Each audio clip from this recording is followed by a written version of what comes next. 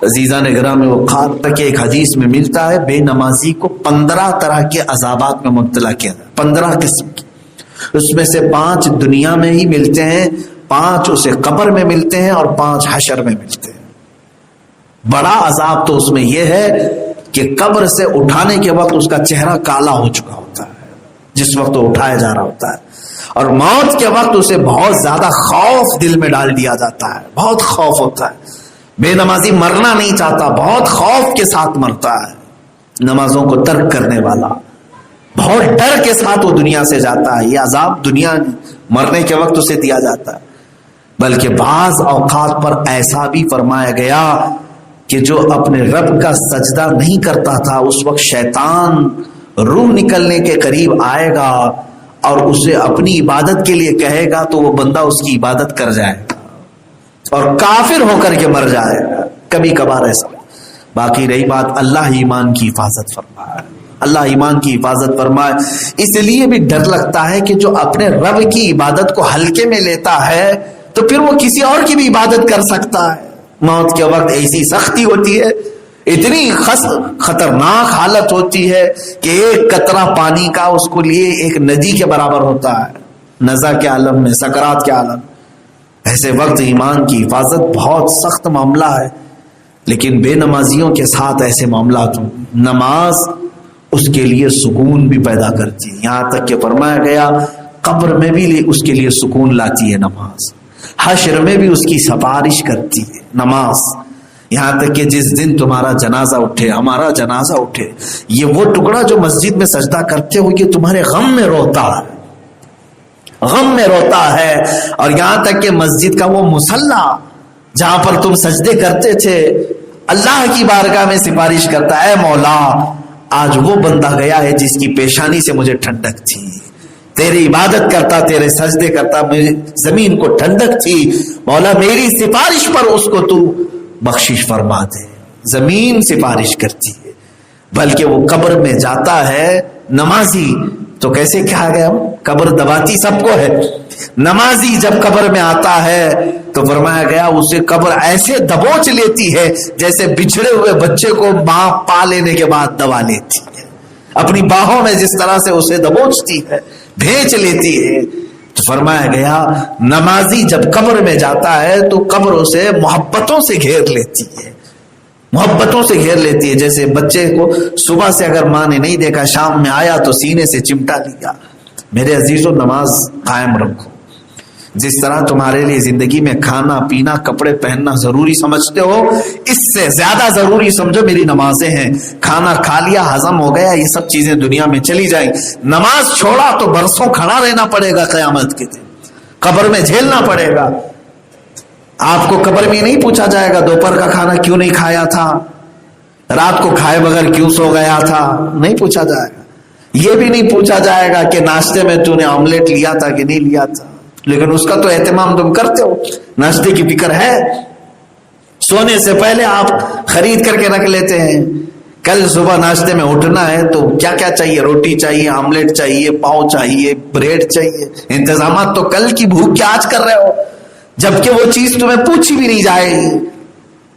حلال اگر کھایا ہے تو اس کا حساب کیا ہے، لیکن میرے عزیزو نماز اگر ترک کیا، ایک ایک نماز کے بارے میں کتنی دیر تک کھڑا کیا جائے، بہت دیر تک کھڑا کیا جائے۔ ہمارے ایک استاد مصر میں ایک مرتبہ کا اتفاق ہے، میں آپ کو بتاؤں، معاملہ تو ایگزام کے پہلے اپنی آئی ڈی وغیرہ جمع کی جانی ہوتی ہے، پیپر جمع کرنا رہتا ہے ایگزام سے پہلے، تو اپنی ساری چیزیں لے کر کے پہنچنا تھا۔ ہم ہاسٹل سے نکلے، جب کالج میں پہنچے جہاں پر درس ہوتا ہے، کلیہ اس کو کہتے ہیں، تو بڑے ہمارے جو استاد تھے وہ بیٹھے ہوئے تھے، ہر ایک کو بہت نظر سے دیکھتے تھے، سب کو پہچانتے، حالانکہ سینکڑوں کی تعداد میں۔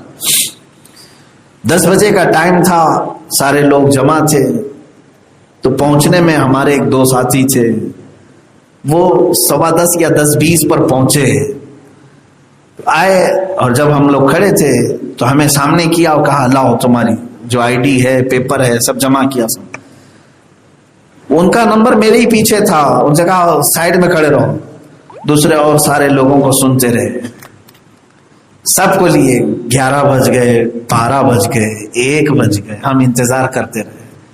یہ آئے ہیں 10:30 بجے سے، 2.5 گھنٹے کی قریب ہو گئے، ان کی نہ وہ آئی ڈی لے رہے نہ پیپر لے رہے۔ ظہر کی اذان کا وقت ہوا، تب انہوں نے وہ پیپر لیے اور تنبیہ کیا، کہا کہ تم سوچ رہے ہو کہ 10-15 منٹ ہوئے یہی تمہارا گناہ ہے نا، تم تو سوچ رہے ہو کہ میں لیٹ سے آیا اس لیے مجھے اتنی دیر کھڑا کیا گیا۔ استاد نے ہمیں یہ فرمایا کہ بیٹا یہاں 15 منٹ لیٹ آئے تو 2.5 گھنٹہ کھڑا کر دیا میں نے، اور یہ تنبیہ کرنے کے لیے کہ ایک نماز اگر ترک کرو گے تو 100 سال کھڑا کر دیا جائے گا۔ تمہیں 2.5 گھنٹے میں کتنی بے چینی ہوئی، بار بار گھڑی دیکھتے تھے، بار بار بھوک کی شکایت، پیشاب کی شکایت، کیا کیا شکایتیں لے کر کے کھڑے ہوں گے نا۔ اس دن دل کو یہ بہت بات لگی، کہا کہ کچھ ایسی مثالوں سے ہمارے اساتذہ نے سمجھایا بھی تھا۔ میرے عزیزو، حقیقت بات ہے، ریئل جب کھڑا ہونا ہے تب آپ کو احساس ہوگا کہ انتظار کسے کہتے ہیں۔ اگر آپ کو رب تبارک و تعالیٰ کی طرف سے اعلان ہو جائے کہ تیرا حساب ابھی ہوگا ہی نہیں، شروع ہی نہیں ہوگا، ابھی اور کھڑے رہو، اس لیے کہ تمہاری نمازیں بہت ساری باقی ہیں۔ تم یہ سوچتے تھے نا ابھی تو ٹائم بہت ہے زندگی میں، بعد میں دیکھ لیں گے، کر لیں گے قضا، ٹھیک ہے کھڑے رہو۔ 50,000 سال کے برابر کا ایک دن ہے، 1000 سال بھی کھڑا کیا جا سکتا ہے، 10,000 سال بھی کھڑا کیا جا سکتا ہے، اس کے بعد کہا جائے گا اللہ تمہارا حساب دیکھتے۔ کیا اس سخت موسم میں وہاں پر سورج سوا نیزے پر ہو اور زمین پیتل کی ہو، تانبے کی ہو، کھڑے ہونے کی سکت ہے ہمارے اندر، طاقت ہے؟ وہاں بے چینی کا حال اتنا برا ہوگا کہ لوگ پسینے میں ڈوب چکے ہوں، کسی کا پسینہ کمر تک، کوئی گردن تک ڈوبا ہوا، اور گرمی کا حال یہ ہے کہ ان کا بھیجا پک کر کے کانوں سے ابل رہا ہوگا۔ لیکن موت نہیں آنی ہے، موت نہیں آئے گی، سب طرح کے عذابات جھیل لو گے۔ کچھ اہل محشر بدبو سے بھرے ہوئے ہوں گے، ننگے ہوں گے، کچھ کی زبانیں سینوں تک لٹکائی گئی ہوں گی، کسی کی شرمگاہ پر فرشتے مار رہے ہوں گے، داغ رہے ہوں گے۔ یہ سب چیزیں دیکھتے دیکھتے سینکڑوں سال کھڑے رہ سکو گے؟ اسی لیے یہ کہا گیا، گیا وقت پھر ہاتھ آتا نہیں، صدا دور دورہ دکھاتا نہیں۔ اور آج تمہارے پاس وقت ہے، نماز پڑھ لو اس سے پہلے کہ تمہاری نماز جنازہ پڑھی جائے۔ صلو قبل ان تصلوا علیکم، اپنی نمازیں کمپلیٹ کر لو اس سے پہلے کہ قوم تمہاری نماز پڑھ جائے۔ پھر وہی وقت آ جائے گا کہ تم پڑھتے نہیں تھے لیکن اب تمہاری نماز ہو جائے گی، اس کے بعد پھر نماز پڑھنے کا وقت ہی نہیں۔ بلکہ بعض روایات میں یہ ملتا ہے کہ مرنے کے بعد مردہ 1000 گڑ گڑا کر کے کہے گا کہ مولا ایک بار دوبارہ زندہ کر، میں 2 سجدے کر کے آ جاؤں، 2 رکعت پڑھ کے آ جاؤں۔ حکم ہوگا اب اس دنیا میں ہم نہ شہیدوں کو لوٹا رہے ہیں نہ نبیوں کو لوٹا رہے ہیں، تیری کیا مجال، کسی کو بھی لوٹایا نہیں جائے گا، واپس نہیں آئے گا۔ جو ہمارے جا چکے بڑے، جو بزرگ، جو اپنے خاندانوں کے ہیں، گزر چکے، آج تک کسی کو 50 سال ہوئے ہوں گے، 40 سال ہوئے ہوں گے، کتنے سال ہوئے دفنا کر کے، کبھی وہ آئے ہمارے پاس پلٹ کر؟ یا چلو آج دفنایا تھا، کل قبر کھول کر کے کوئی آ گیا ہو، سنا کبھی؟ مردہ واپس لوٹ کر کے آیا ہے اور اپنی نماز روزے کرنے لگ گیا ہے؟ نہیں ہوگا۔ یہی ہمارے ساتھ بھی ہوگا، ایک دن تم اندر بند ہو گئے تو پھر نہیں آ سکو، کبھی نہیں، نہ یہ مسجد دیکھ پاؤ گے، نہ یہ مصلی دیکھ پاؤ گے، نہ یہ اوقات تمہیں ملیں گے۔